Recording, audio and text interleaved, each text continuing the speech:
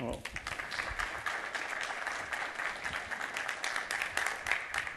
it's an honor to be here. I've been looking forward to coming and visiting you for, I don't know, it's been a long time we've been talking about it. Dave and I did meet doing that swim. We did jump in the water right on the edge of the screen there. And that particular day, I guess the bridge is right about here, and the wind was coming from the north, and I breathe on the right. And so I think I swallowed 2 gallons of salt water that swim. It was a tough one. Well, before I get into my material, I always like to think of something that will mean something to the audience. And one thing just jumped out at me.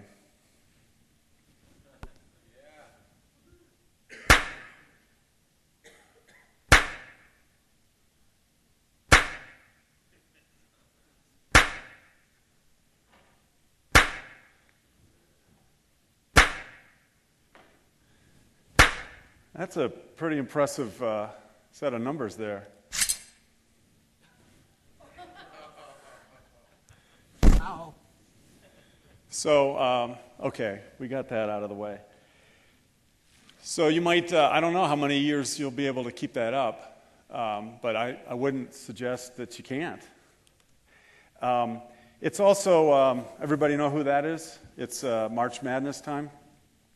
And he's a great guy. I'm actually going to be meeting him in May. He's interested in the book and the story, and he has a lot to say about the word can't. Listen carefully, because the volume on this one's a little bit low. Never believe in can't.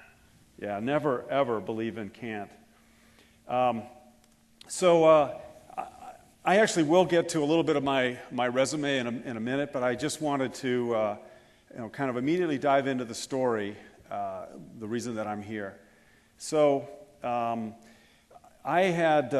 was unfortunate enough at the age of 16 to have had this rare kind of bone cancer. Back then and still today, it affects only teenagers and about 900 kids a year. And they have to remove the bone when you get this kind of cancer. Back then, they only did an amputation. Now they can try to do what's called limb salvage, which is replacing that bone with a bone from a cadaver. But anyway, that's the last picture of me at the age of 16 with a right leg. I was a fairly normal kid. I was somewhat active, played local sports in the neighborhood, was on the swim team. And one day in the fall of that year, I was in gym class, jumping rope on some mats, and in the midair, that bone must have been disintegrating. It was the head of the femur on the knee, and must have been disintegrating and locked up in midair, and I just kind of fell in a lump on the mat in agony. It certainly hurt a lot. And my dad, who was a surgeon, liked to treat the kids in the family, and he said, big guys, growing fast, hurt their knees, take it easy, I'll wrap it with an ace bandage, you'll be fine. And the body is amazing because in spite of what was going on, it sort of seemed like it was getting better. And then I injured it again the next month in November, and then finally in December, I took my last fall, just a complete wipeout on some slick ice. And this time they realized, both my parents were doctors, they realized this was pretty serious, took me in. It's an emergency because this kind of cancer cell gets into the bloodstream and then can spread. And so they took me in, they did a biopsy, they said it is cancer, you got to have your leg off the next morning. I mean, it was all so fast that I couldn't even really process it. And the next morning, they took off the leg.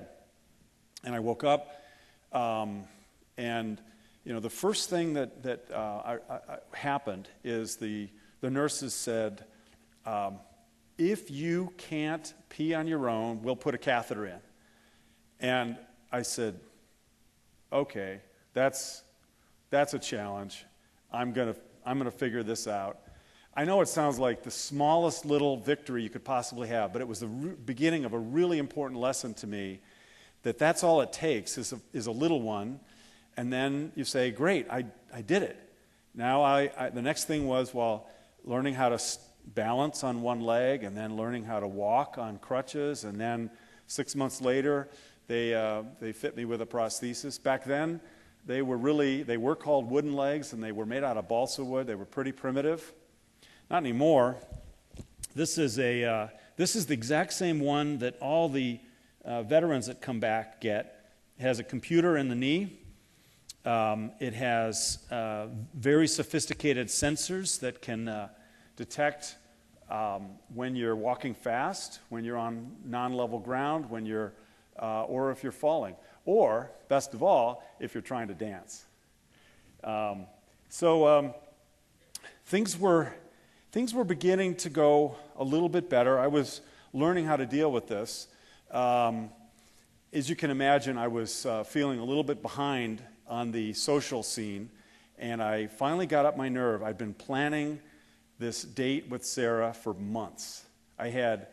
In my mind, I had it worked out absolutely perfectly how this was going to go. And amazingly, she said yes. And we went to the rock opera movie by The Who, called Tommy.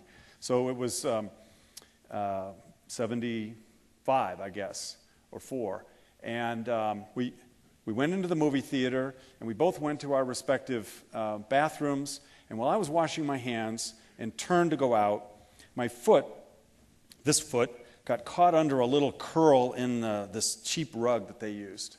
And it sort of, tugged like that. And I looked back, it's just the foot caught in the rug. And so I pulled real hard, and then when it came down, I was standing on a bare bolt.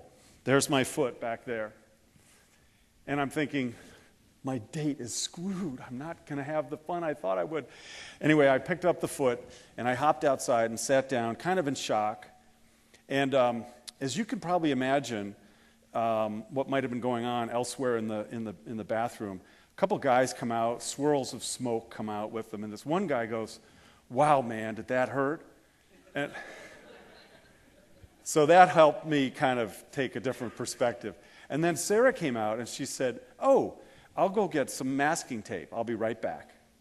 And it's like, just amazingly quick. She said, "Put the foot against my shoulder and hold it there." And then she made me an ankle out of masking tape, this big around. Used her as a cane, went in, watched the movie. It was incredible. Another lesson about people's adaptability to, your situation. So every 6 months, because, at this age you do listen to adults, the adults said you have to go in for a checkup every 6 months. And at 19, we all have this sense of immortality, and they're just worry warts, and that's just ridiculous, but I'll do what they say. Well, unfortunately, I was a sophomore in college, and I went in for one of these, and they said, "Oh, there's a problem. You're going to be checked into the hospital." And it had spread to my lung, and so I had to have a lung removed the next morning, again, as an emergency. Now, in 1973, chemotherapy had not existed when the leg was amputated, and then in 1976, it was brand new, just out.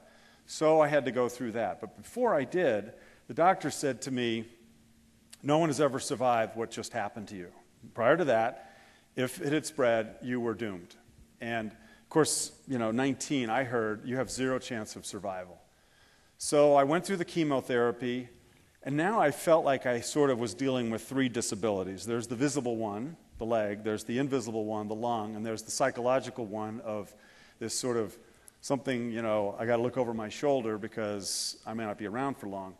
And that really does change your behavior and your personality. But I was determined anyway to try to fight back. And it is a natural instinct. I'm sure some of you have known people who have had cancer, and there is this attitude you're gonna fight back. So what I decided to do after the chemo was over was I had been a reasonably accomplished skier for a 16-year-old, and that was sort of this elusive thing. I wanted to get back to that. And it's not easy to ski on one foot, and I didn't know anything about it. I made my parents take me out that spring, tried it a little bit. I said, there's potential here if I work at it, if I really focus hard and work at it. And one of the things that they discovered, they studied polio patients in the 70s, and they found that when humans are put under this kind of intense sort of diminished capacity, we have the ability, in fact, it becomes almost uniform, of being willing to work harder, being willing to focus harder, and accomplish whatever it is that you feel challenged by. They know what's true of polio patients, and I certainly felt it as well. So what I decided to focus on was skiing initially, and I wanted to. How many of you are snow skiers? Cool. So you know that when you're skiing on two skis, when you make the right turn, you tend to edge on the inside of your left ski, and that's where most of your weight is. So that edge is comfortable and normal for me. But if you're making a left turn, you're normally putting most of your weight on the inside of your right ski. Well, I don't have that, and turning on that outside edge is weird. And if you try it, you'll have one turn that's easy and one turn that's almost impossible. So I wanted to fix that. So when the chemo was over, I decided I would go out west and I would ski till I dropped dead.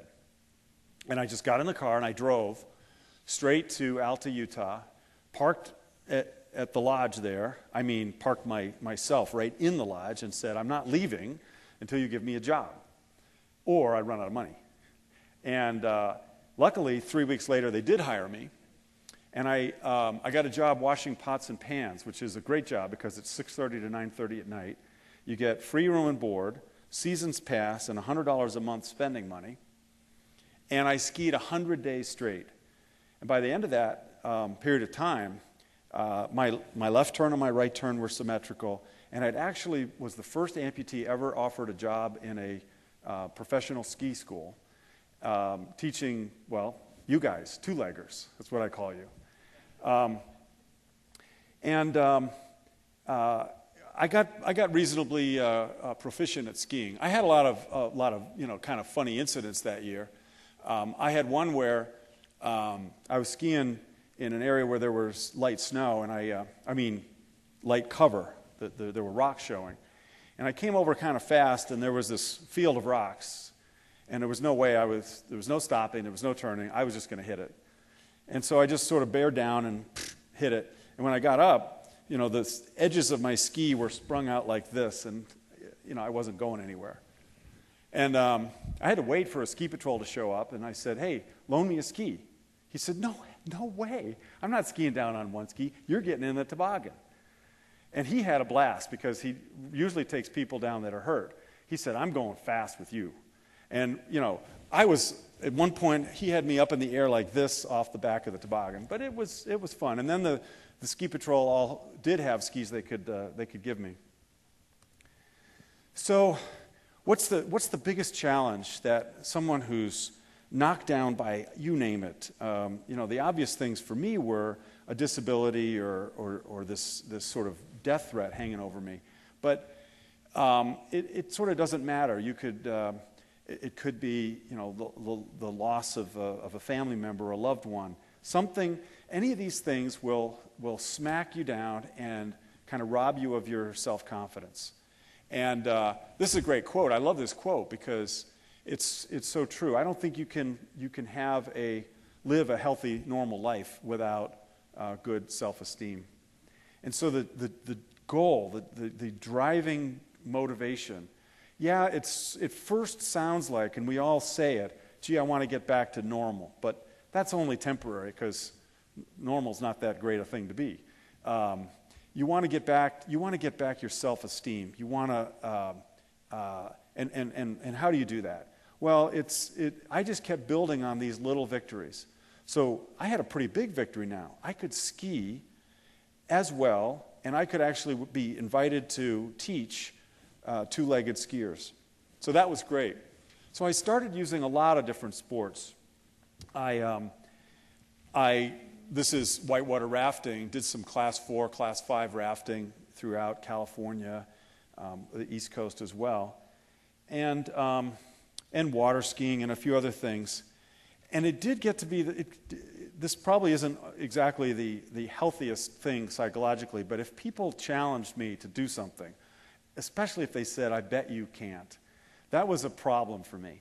Like, for example, I was water skiing in the Sacramento River Delta, which was a place I love to water ski, and somebody said, see that guy barefoot water skiing? Pretty cool, huh? You could never do that on one foot. It took me 10 years, and it was a lot of hard work. And you know that a sport is not necessarily one that you should be thinking of trying when to do this sport, or to learn this sport, you need a steel cup, you need padded shorts, you need a very thick neck brace, and industrial strength nose plugs.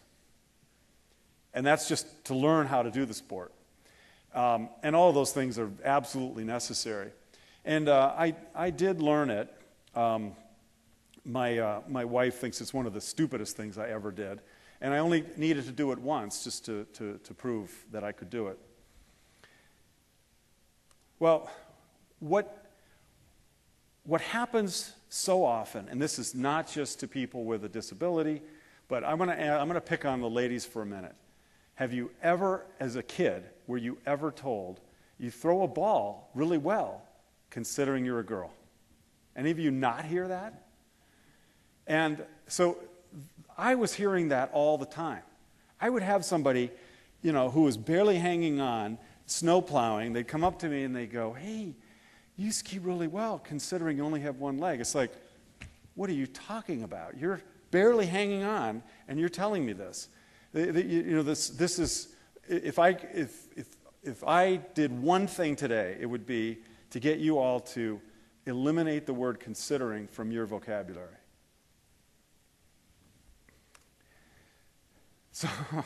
So there's one of these two pictures. I actually look like I'm kind of sort of getting back to normal, and the other I'm definitely not.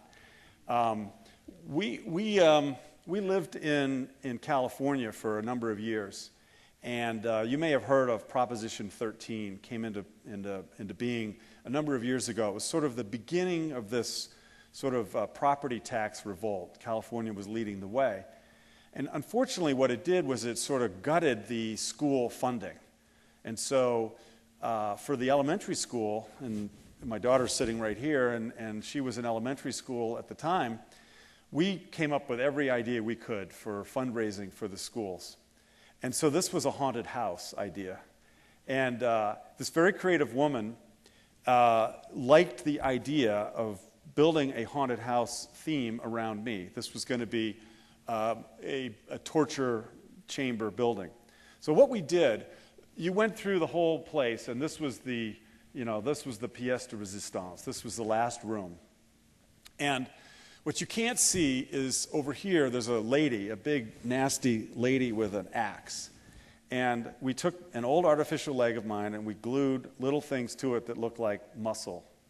And that's right here on the edge. And blood, too. And then same thing on my stump. And then we put a wire from her hatchet or her axe around through some pulleys, very thin wire, to the end of the foot on the artificial leg. So when she went like this, the leg moved just a little bit, and she promised me she'd be accurate. And she would hit the table, and you'd hear the thud as it hits the table. People would stand there, and they would look like, okay, his leg's not through the table. And then they would just run out of the building.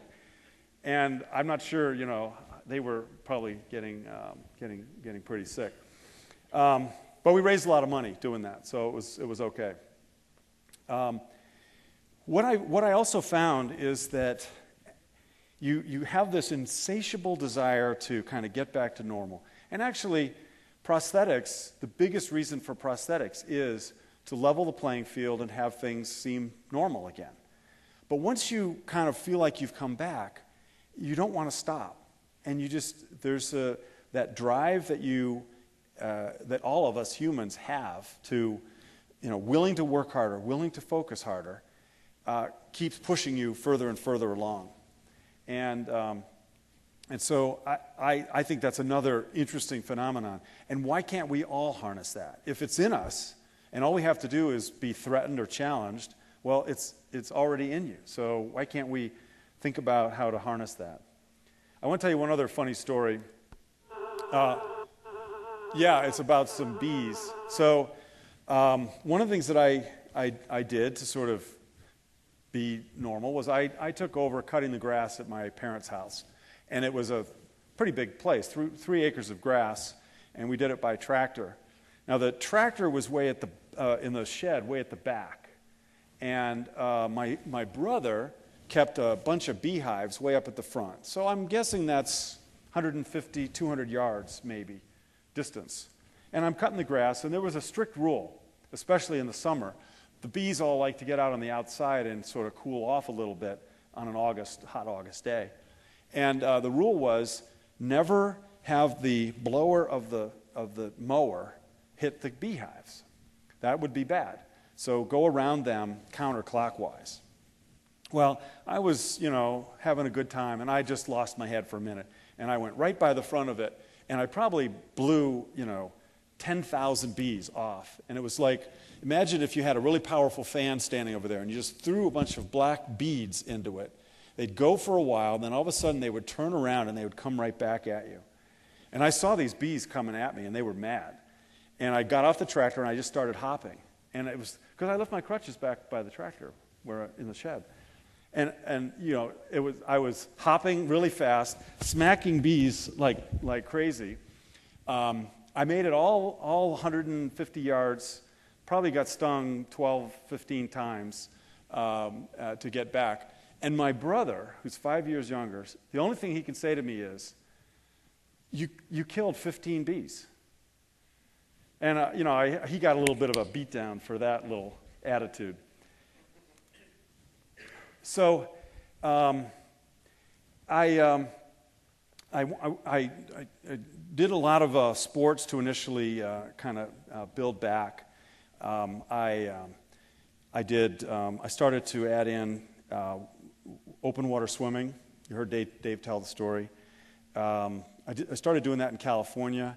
We were living right on the ocean, and people wanted me to join their team and doing a team triathlon.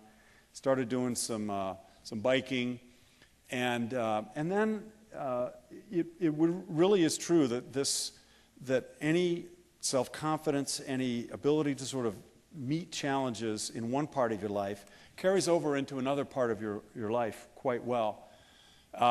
So now you'll sort of hear the rest of my resume. I got a PhD in computer science. I think the real reason I got a PhD in computer science was that two-leggers kept saying that's a hard thing to do. So I said, okay, I'll try that. And then I was a professor for 5 years, and I was working on something interesting, and I got this itch to turn that into a company. And so my first startup was actually in California, which was a supercomputer company that did okay. And then I worked for a large company out there. Any of you ever done any kind of computer programming? No? That's not your thing. So these guys make the tools for computer programmers. I'll bet some of the machines in that fancy building were programmed with Borland tools.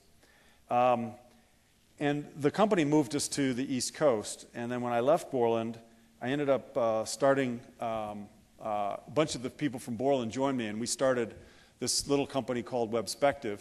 The numbers you see there, it's sort of like Barry Bonds' home run record. It has a little asterisk by it. Well, this isn't because of steroids. This is because the economy was on steroids, and the bubble economy. You don't sell a company for 53 times revenues. That just doesn't happen. And then I joined a company, and I got a chance to try to be CEO, which was a real challenge. And then we did one the old-fashioned way. When you see the lock symbol in your browser when you're about to enter your credit card, this is the main company that secures your credit card, and sold this This one, we were making $25 million, and we sold it for $125. So that's much more normal.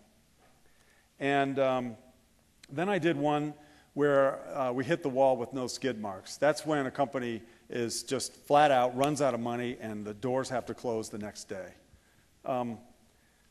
Learning experience is what we should call that. And I was, for a while, I tried being an investor, and then I've actually now written 3 technical books. My 3rd book is on cloud computing, which is coming out in June. And then, of course, there's the book I'm partly here to tell you about. So the last chapter in the book I titled Accidental Inspiration, because something really weird happened. For years, I was doing these things because I needed to. I needed the challenge. I needed to keep... You don't build up, by the way, self-confidence and have it just stay there. Self-confidence is like trust. It takes a long time to build up, and it goes down, and it can go down in a minute. Well, amputees, prior to these legs, fall about once a week on average. Well, when you fall and you're carrying something or you're in a public place, it's kind of a blow. And luckily, one of the main things about these is that they don't let you fall. It's very hard to fall. Well, someone had said to me, gee, who's working for me, I want to do this AIDS ride from Boston to New York City. Would you donate to it? And I was enthralled with this. What a cool thing. What a hard thing. 4 days, 85 miles or so a day. And it's a cause I really cared about.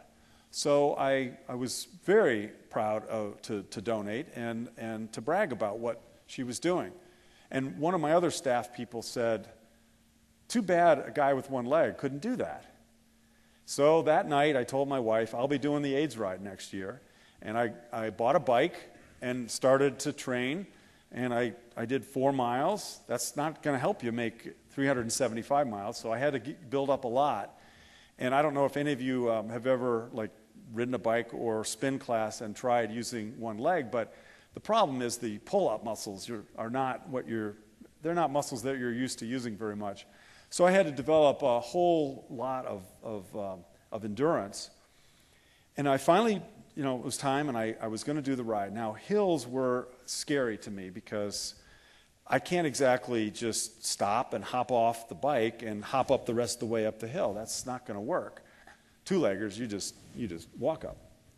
So I was getting ready for that first big hill in Connecticut, and people were getting off their bikes. 2-leggers were walking up this hill, and I felt okay. So I passed them. I started going, up the hill, and I'm hearing comments. I'm getting back on my bike. If he can do it, damn it, I can do it.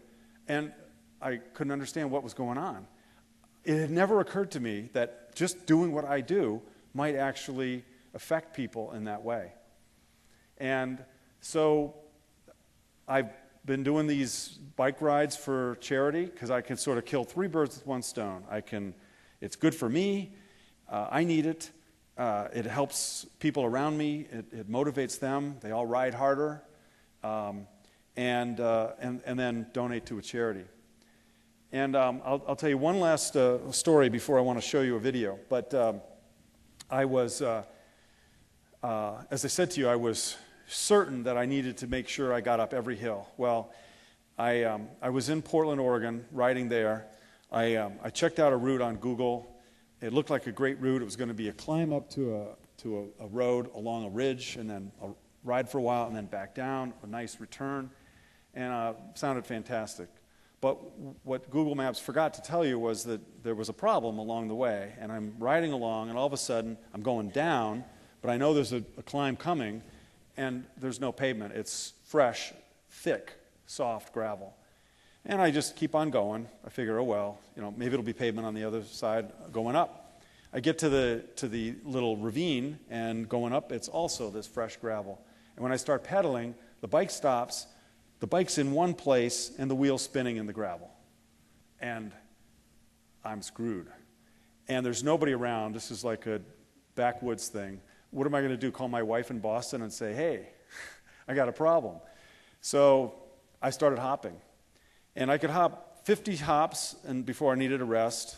and I would measure that on the computer. I wonder how many this is. And I ended up hopping 2.5 miles to get back to the top, pushing my bike. So you just do what you have to do. Let me show you a video that just shows you some of the sports. If you work hard, if you think about it hard, if you make some adaptations over the 35 years I've been trying this, that you can do.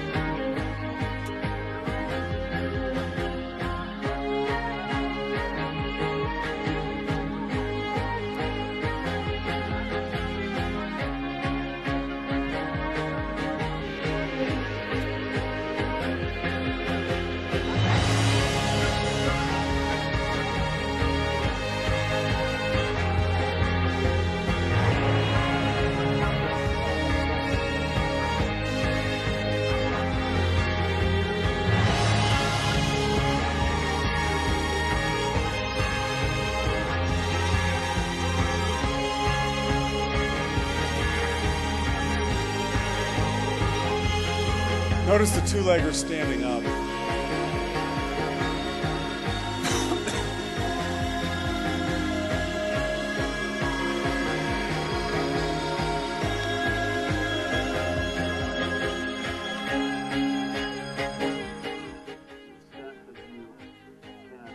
Recover from exactly what it is that's harming your body.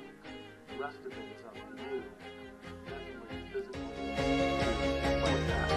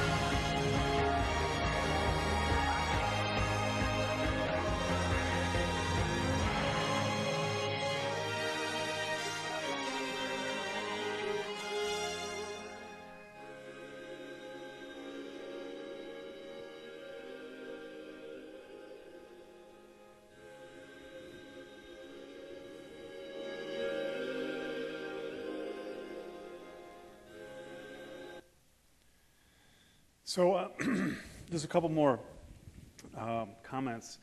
I wrote this book because there was sort of this feeling that, excuse me,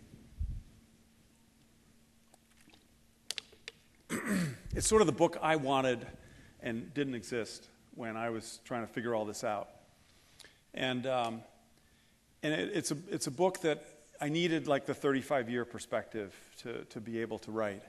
And it's not about cancer and it's not about disability. It's about fighting back against whatever has kind of dealt you a bad hand. It only took about 2 years to write, and then it took 3 years to find a publisher. And the reason is that I had an agent, which you're supposed to do, and the agent was shopping it, and people like Random House and the big publishers said, hey, we like the story.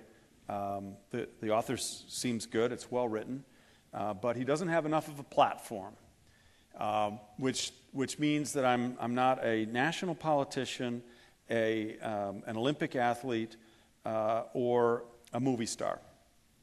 And Jonathan Alter, who's been a big proponent of this book, he's the writer for Newsweek, and then he's the on-air personality in my Today Show appearance of a couple years ago.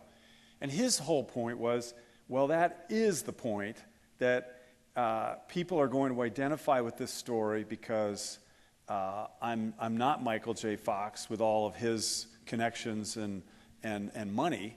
I'm not, and if you read Lance Armstrong's book, I love the guy dearly, and what he's done is amazing. But I don't think there's very many of us that read his book and say, now I'm doing the Tour de France. So I think people can identify with this. So I just want to leave you with one thought. If something's holding you back, I just want you to think about what it is. And you might think that something's impossible, but you might just be spelling it wrong. Thanks very much.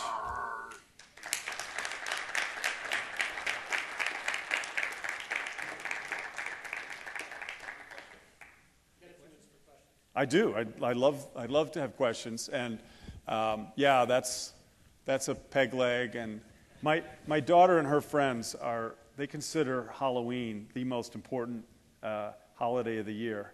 And she cracks the whip and says, you have to follow with the theme. And this year's theme was the pirate ship.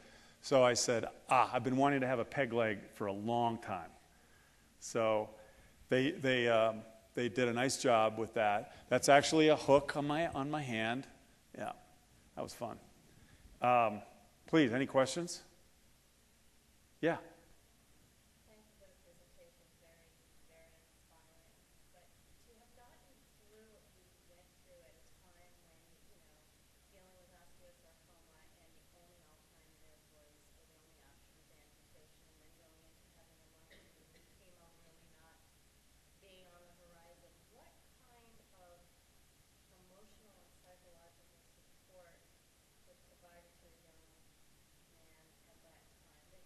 I just, either you were really together and your family was really together, and you had to have had some kind of help to help you figure out how to make this kind of transition, and I hope you did. I'm just wondering what was available then. Well, there was no outside support. In fact, it was really what was psychologically extra hard was I had the sort of normal number of friends in high school, and not one kid from my high school visited me in the hospital or came, had anything to do with me afterwards. It was actually one person, an old friend from junior high, is the only person, and she's still a good friend, came to visit me in the hospital. And then when I went back to school, school had announced, hey, this happened to this kid. But because back then they didn't fit you with a prosthesis, I had to walk around school on crutches. And it would be like the parting of the Red Sea. Everybody would jump out of the way, And part of the problem is that in the 70s, some people still thought you could catch cancer. So that people were just not as enlightened. Okay, so that's the negative side. What's the positive side? My parents had innately just the right amount of, the instinct for the right amount of, here's what he needs help with, and here's where we need to challenge him.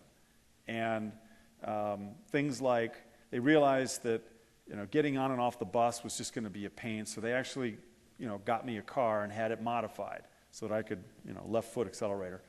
But when we went on summer vacation, they said, you know what, you're getting pretty good on crutches. Why don't we go climb this mountain? And I learned that I could go, 6-8 miles on hiking on crutches and get stronger and stronger. So I have to give them a huge amount of credit for that.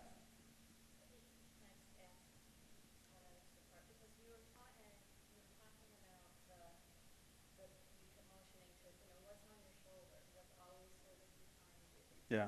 How, as a young person, how did you move fast? Time. I mean, at first, it made me, I literally thought I was going to ski until I dropped dead. And then when the snow melted and I wasn't dead, I had to suddenly think, okay, what do I do now? Oh, hey, maybe I'll finish college. Can't think of anything better to do. I keep trying to tell my kids, those motivations that I had, they're not the best ones for, finishing college and going to graduate school. But, I admit to having become way too much of a risk taker. And because I thought it didn't matter, and it was getting older, getting married, and having kids that finally, got me thinking, okay, planning long term, thinking about being around. And it's almost completely gone, but not 100%. It's I think it somewhat permanently affects you. Yeah. Jay Kramer, once again, thank you for your motivational speech. One of the questions I have, of all the things that you've done, which are impressive, what is the one thing that you banged your head up against that might have been your ultimate mountain that you eventually climbed, or you had the most difficult time, and how did you overcome that? Well, do you specifically mean in the sports realm or anything? Any one of them that Well, I think the hardest thing that I've ever tried to do is build companies from scratch, and some have been moderately successful. None of those were just an enormous success. It's very hard to do. A lot of it is luck. A lot of it is being at the right place at the right time. You read about these guys, some of the famous ones, they're not brilliant. They just happen to be at the right place at the right time. So it's really hard because you're trying to influence a lot of people. It's not just up to you. And it's the kind of thing where, I've hit my head against it, and then I kind of back off, and then I try again, and I'm still at it. There's something in me that is now kind of addicted to entrepreneurship, but it is absolutely the hardest thing that I've ever tried to do. Now to part B, what is the most physical mountain that you had to overcome? Physically, it's really. I have to get very serious and work literally twice as hard to get ready for the 192-mile bike ride that I do every year. Just because it's so long, and you've got to have this. You're in the saddle for 8 hours each day, and all that. But mentally, getting the intimidation factor of the Alcatraz swim, even though I've done it 16 times, and this will be 17 in June, is, now don't get dissuaded. You promised me you're doing it with me next year. But it's extremely intimidating. You're not even allowed to get on land. You jump off this boat 8 feet above the water. You got to tread water for about 15 minutes while everybody else gets in the water. You're looking out there. There's Golden Gate Bridge, and past that are really bad, nasty things. And there's San Francisco, it's shrouded in fog. It looks really far, and there's a really strong current that's pushing you, and it's choppy. And if you've ever done open water swimming, 2 inches of water in front of your eyes blocks you. So it doesn't take much because your head's down here, and you can't see. And people say, "Why'd you have so much trouble figuring out where to aim at?" Well, it looks easy when you're standing up 6 feet off the ground, but when you're down here, it's harder to heck to figure out where you're going. So those two.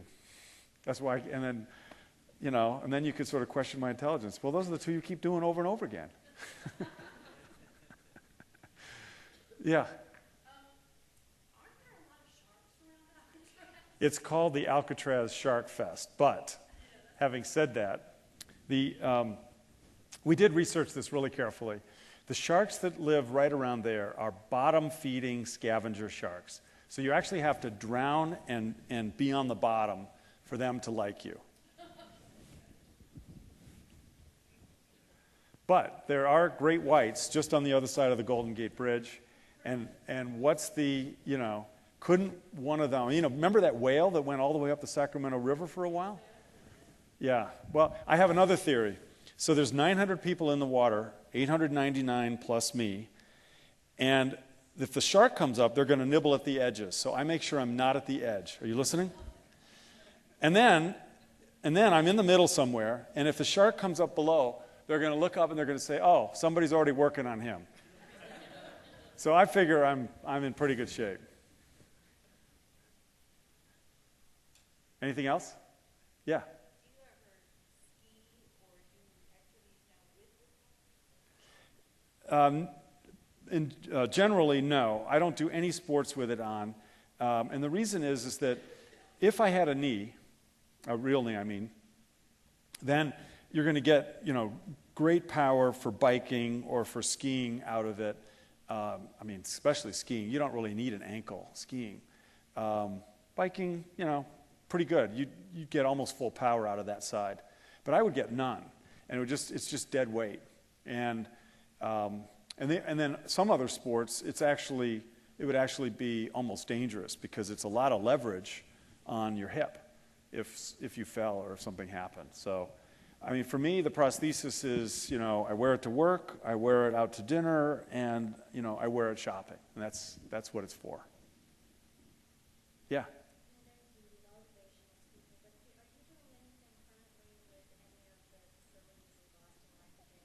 Yes. Well, I've donated a bunch of books to them, so they're in all the waiting rooms at Dana-Farber. I'm going to be their keynote speaker at Survivorship Day in June. All of the money I raise goes to the osteosarcoma fund, so a portion of the book and the ride and things like that. And I've told them I've made myself available to speak to, you know, younger kids as much as they want. Yeah. Yeah. You seem to have an innate drive within you. Do other people in your family have that? Do your folks have it? Your brother, your children? Do you see it? Or was that just something that came from this experience? Well, so first of all, I think we all have it within us. I truly believe that because every time I've met somebody who's dealing with cancer or some sort of a, you know, disability, they surprise themselves at first with how much it just focuses your mind, and I think we're not focused enough in general, and then something happens to us and we get more focused. So I really truly believe it's in all of us. I don't think I was any different. Now, I was a somewhat willful kid. I mean, you know, how many kids go and when they're mad at their parent, they take their belt and they break every window in a big room. You know, so somewhat willful, but I know lots of teenagers that are capable of that. I just think there were good pushes from the parents, and I think the same thing's true of my kids. My kids are pretty driven. Joanna's about to graduate from BC with a master's in social work. My next older is a recently minted lawyer in California. They're pretty driven. And my wife runs the HIV program at Boston Healthcare for the Homeless. So, good role models all around, but nothing that, exceptional, just, I think. Yeah. Before, sort of being very motivated as you are, but you mentioned something before. You mentioned the parting of the Red Sea. Yeah. How did your spirituality help you out? Well, you might not like this answer, but I actually consciously thought, even at the age of 16, there's nobody up there that's going to help me out. I'm on my own. And that was not demotivating. It was actually okay with me, that I was in control, and whatever was going to happen was going to be up to me to make it work. So I didn't, some people think, oh, you would have done so much better if you had, more faith, and I didn't.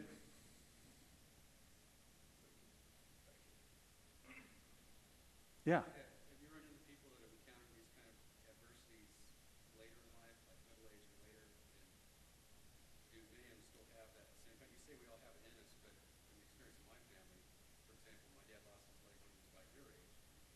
Prosthesis never really worked, couldn't get work, and that was his slide into alcoholism after that. And then when he was gone, my mom, in her 70s, got cancer and just never totally went to treat it. So I know me in my middle age, I have a lot less fight than I had when I was 16. So I'm wondering how much of this is because it happened to you at that age, Yeah. or where we all have that drive as adolescents, Yeah. was more formative than someone that might have to happen to them pretty young. True. I mean, I think there's some truth to that, for sure. But I think that there is this moment where you can kind of go either way, and it doesn't matter what age you are. And if you go too far one way, it's probably pretty hard to pull them back. But at sort of that moment, whoever this is, I believe no matter what age and how much drive they have, they can kind of come the positive way. And I've seen it both. I have seen it both ways. I do think it's quote easier maybe to deal with some of this as a teenager. The one thing I can't ignore is I actually do feel some of the effects of aging. So I hate to admit it, but it's we all probably do. But I think that like for example, I see people at all ages who find out about the Pan Mass Challenge ride. Now, this is an impressive event, and I know you're close enough to it that you probably hear a lot about it, but it's the largest and oldest athletic fundraiser in the country. 5,000 riders raise $32 million a year for Dana-Farber, and 100% of the money goes through. But the thing that's really interesting about it is the energy level of the people, and you feel it just riding along, and everybody's talking about why they're riding and who they're riding for. And out of that 5,000, last year I think 250 are cancer survivors, and that number's growing every year, percentage of the people that are riding. And these are people that found out about it, latched onto it. See, I think the key is that if they're at this point where they could go one way or the other in terms of, am I going to be positive or negative about this whole experience, there is something really addictive and attractive about this kind of event, the Pan Mass Challenge. You don't have to be a superstar bike rider to do it. People do it on all kinds of bikes and in all kinds of condition, and because you can just start in Wellesley and it's fairly flat.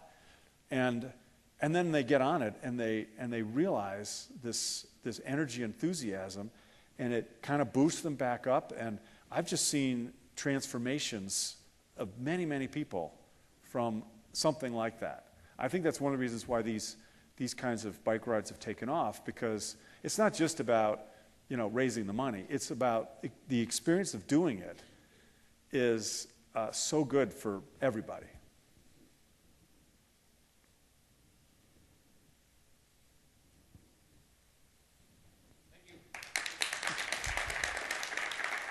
Thank you. So we have tradition, you probably saw this on JAG one time, actually. The star of JAG wore that, so you're in good company. Wow. All right. That's beautiful. 100 Years of Sea Power, okay? This is one of the more it's a book that goes to every one of our students, and one of the few ones the students walk away with. Fantastic. So take that. I appreciate that. I will definitely enjoy both of these. And this is the 125th year of the Naval War College, so here's a coin to commemorate that. A gift from the War College to you for your inspirational speech here today. Appreciate it. Your story is one of courage, persistence, and tenacity. You're a mentor or someone everyone can look up to for what you've done for the cancer foundations and that. My nephew is a cancer survivor, and my family, we participate in events quite often too. So I look forward to maybe seeing you at Save the Bay this year. I'm hoping to do it, and I will do it. That's not for cancer, but that is a great Yeah, event as well. no, I will do it if schedule permits. I'm just gotta make sure I'm free that day, and I'd love to do it again. All right, good seeing you. Great, thank you. How about a Thanks, round of everybody.